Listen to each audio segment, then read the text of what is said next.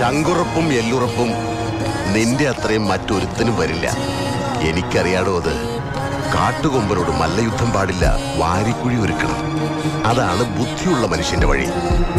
കോടതിയിൽ നിന്ന് അച്ഛനതി രക്ഷിച്ചു, അതുകൊണ്ട് തീരുന്നില്ലല്ലോ. ഇല്ലടാ, അത് പറയാനാ ഞാൻ വന്നത്.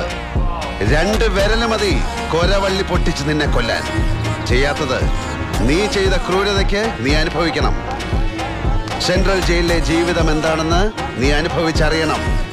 നിയമത്തിനും പോലീസിനും നിന്നെ പൂട്ടാൻ പറ്റുമോന്ന് ഞാൻ നോക്കും.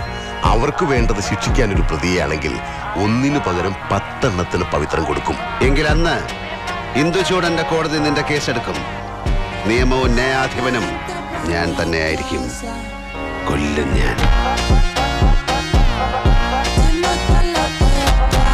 കൊല്ലും ഞാൻ. 6 വർഷത്തെ ഇടവേള കഴിഞ്ഞ് ഇന്ദുചൂടൻ വന്നിരിക്കുന്നു.